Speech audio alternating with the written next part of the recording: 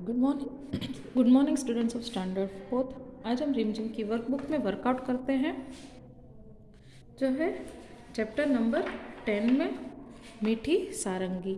ये चैप्टर जैसे कि मैंने आपको समझा दिया है, इस चैप्टर में क्या है कि भाई एक सारंगी वाला एक गांव में आया और उसने बहुत अच्छी सारंगी बजाई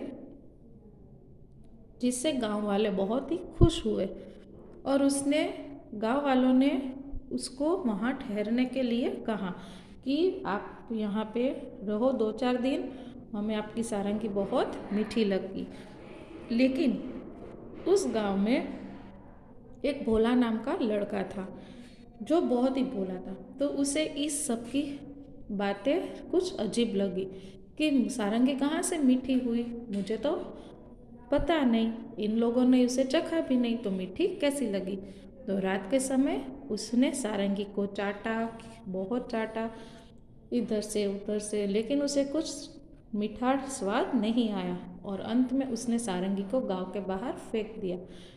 और इस तरह से सारंगी वाले को और गांव वाले को बहुत दुख हुआ क्योंकि भोला था, वो बहुत ही भोला था, उसकी मूर्खता के ऊपर गांव वालों को बहुत शर्म आई। तो अब हम उसके प्रश्न और उत्तर करते हैं।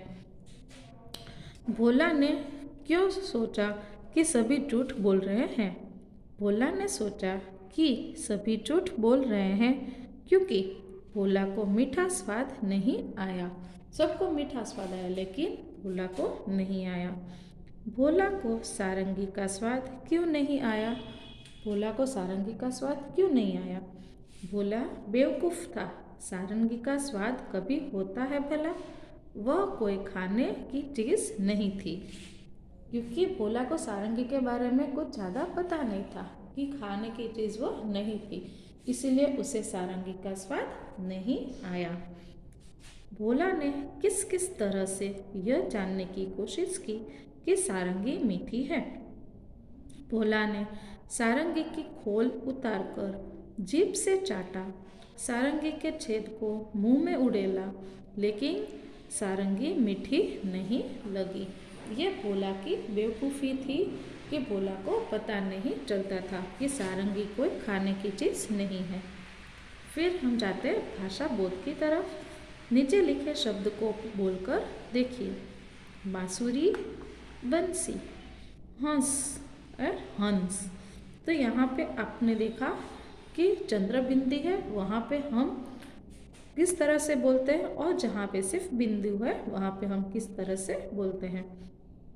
तो इसी तरह से आपको इस शब्दों में चंद्र बिंदी और ये बिंदी लगा के शब्द को पूर्ण करना है, जैसे कि चांद, चंदन, झांसी, झंझट, सुंदर, सांप, मंगलवार, मांगना, कंकड़, कांपना, अंधा और आंधी।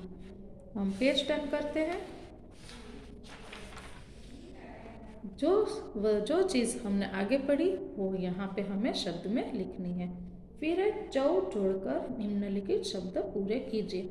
चौ को आगे लगाना है तो क्या होता है? चौपाल, चौकार, चौदह, चौकी, चौराहा, चौथा, चौगान, चौहत्तर, चौपाया, 24, 44, 94, चौमासा, 84, 54 एंड चौखट। तो ये हमने चौक को आगे जोड़ा और ये से शब्द बनाए। निम्नलिखित शब्दों के लिए उदाहरण के अनुसार एक शब्द लिखिए। जो सारंगी बजाए, सारंगी वाला। जो सब्जी बेचे, सब्जी वाला। जो खिलौने बेचे, खिलौने वाला। जो रिक्शा चलाए, रिक्शा वाला। जिसके पास कार हो, कार वाला। नीचे दिए गए शब्द को उनके अर्थ से रेखा खींचकर मिलाइए। जो उसका सही अर्थ है वहाँ उसे मिलाना है। उड़ेलना, उलटना, गिराना। झुंझलाना, गुस्सा करना। बेवकूफ़ी, मूर्खता। सिरहाना, सोने के समय सिर के नीचे का स्थान। चौपाल, चबूतरा। आनंद, खुशी। फिर हम जाते हैं पेज नंबर 47 की तरफ विषय उन्नत गतिविधियाँ। गांव वाले कहते थे कैसी मीठी सारंगी है। इसका क्या मतलब है? सही बात पर सही का चिन्ह लगाइए। सारंगी चखने पर मीठी है? नहीं। सारंगी से निकलने वाली आवाज़ सुनने में अच्छी लगती है? हाँ। सारंगी के आसपास मधुमक्खियाँ भिनभिना रही है? नहीं। अब आप समझ गए होंगे कि गांव वाले सारंगी को मीठी क्यों कहते थे। अब बताइए कड़वी बात का क्या मतलब होगा। अभी जो अगर मीठी बात का ये मतलब है कि सुनने में अच्छी लगती है, तो कड़वी बात का क्या मतलब होता है? जो आवाज़ सुनने में अच्छी नहीं लगती है वह कड़वी होती है। सारंगी वाले ने सारंगी पर खोल चढ़ाया और अपने सिरहाने रखकर सो गया। सारंगी वाले ने अपनी सारंगी पर खोल क्यों चढ़ाया होगा? सारंगी वाले ने सारंगी पर खोल चढ़ाया और अपनी सिरहाने रखकर सो गया। सोने के लिए उसने खोल चढ़ाई होगी। हम पेज टर्न करते हैं तो यहाँ पे आपको आगे के ब्रैकेट में से क्लासिफिकेशन करके इसमें लिखना है। तार वाले सारंगी, एकतारा, सितार, गिटार। थाप वाले ढोलक, तबला, टफली। अन्य बांसुरी, शहनाई, हारमोनियम। फिर ऊपर लिखे बाजों को जगह जगह पर बजाया जाता है। सोचकर लिखिए कि इन जगहों पर क्या क्या बजाया जाता है। रेलगाड़ी या बस में क्या बजाया जाता है? सीटी। फिर घर पर किसी अवसर पर ढोलक या तबला, भजन कीर्तन में सितार और स्कूल में किसी अवसर पर घंट। आपकी जब रिसेस टाइम होती है या आपको छुट्टी की टाइम होती है तब घंट बजाया जाता है। फिर ये प्रश्न आपको नहीं करने हैं। नीचे लिखी खाने पीने की चीज़ों को स्वाद के हिसाब से लगाइए। तो यहाँ पे खाने पीने की चीज़ें लिखी गई है, उसके स्वाद आपको लिखना है और पूरा करना है।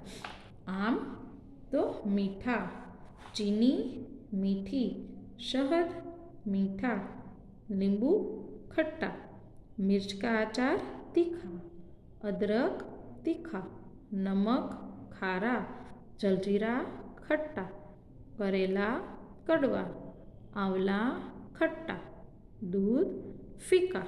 तो इस तरह से हमने चीज़ों के अनुसार स्वाद को मिलाया। ये बच्चों सारंगी का चित्र आपको बनाना है। तो यहाँ पे हमारा ये जो चैप्टर है वो पूरा होता है। बच्चों आपको ये चैप्टर लिख के लर्न भी करना है और वर्कबुक में कंप्लीट भी करना है। Thank you.